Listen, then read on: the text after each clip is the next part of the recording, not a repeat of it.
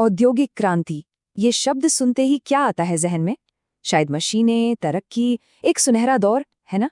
लेकिन क्या ये कहानी वाकई इतनी सीधी और चमक-दमक वाली थी? अच्छा, इस तस्वीर को देखिए जरा। ये उस दौर की उम्मीदों को, उसके आशावाद को बिल्कुल साफ दिखाती है। एक प्रगति की देवी है जो नई नई टेक्नोलॉजी से भरे एक सुनहरे भविष्य की तरफ उड़ रही है। और यहाँ तो मामला और भी साफ है। देखिए, आधुनिक मैकेनिक को एक नए जमाने का जादूगर बताया गया है, जो पुल बना रहा है, बड़ी बड़ी इमारतें खड़ी कर रहा है। मतलब पश्चिम और मॉडर्निटी का प्रतीक।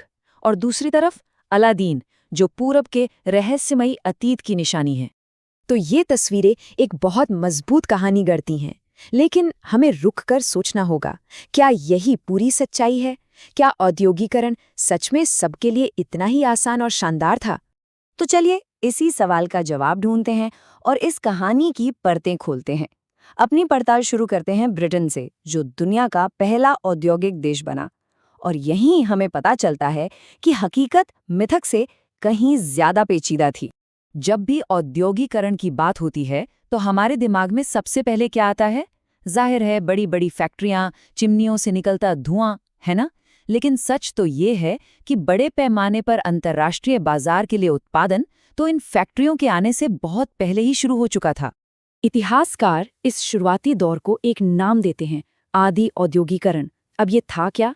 असल में ये एक ऐसा सिस्टम था जहां शहरों के सौदागर गांवों में जाते थे, किसान परिवारों को पैसा देते थे और उनसे अंतर्राष्ट्रीय बाजार के लिए सामान बनवाते थे। और ये तस्वीर देखिए, ये बिल्कुल उसी दुनिया की एक झलक है। सोचिए जरा, एक ऐसा सिस्टम जहां पूरा का पूरा परिवार एक साथ काम में लगा है। वो अपनी खेतीबाड़ी भी कर रहे हैं और साथ में घर पर ही ये काम करके अपनी आमदनी भी बढ़ा रहे हैं। तो सबसे बड़ी बात जो यहाँ समझनी है वो ये कि ये क्रांति कोई रातों रात हुआ चमत्कार नहीं थी।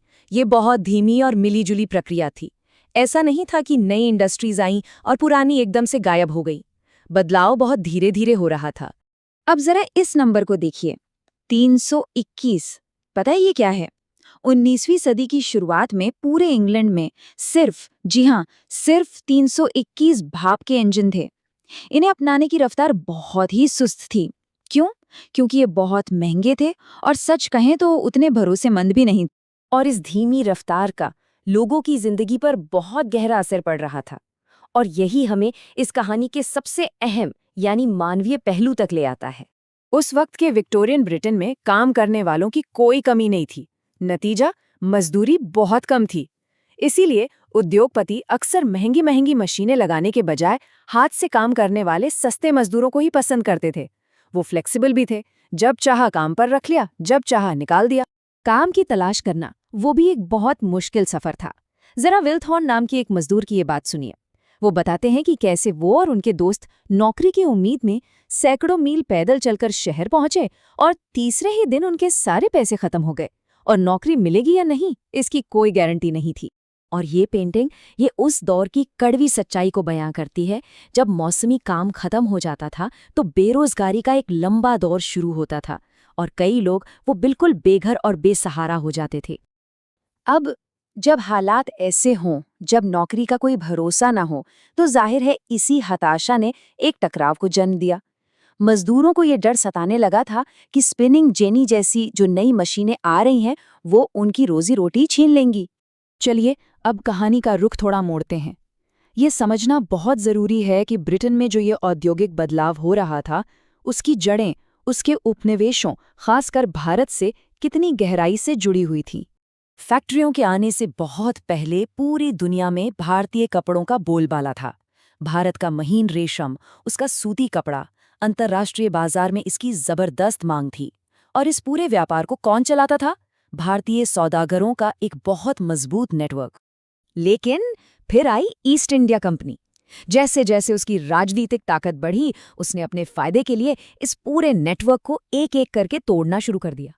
कंपनी ने अपने वेतन पर एजेंट रखे, जिन्हें गुमाश्ता कहा जाता था, जो बुनकरों पर निगरानी रखते थे। फिर उन्होंने कर्ज का ऐसा जाल बिछाया कि बुनकर मजबूर हो गए कि वो अपना सारा माल सिर्फ और सिर्फ कंपनी को ही बेचें। और इसका नतीजा बहुत भयानक था। जरा इन आंकड़ों को देखिए।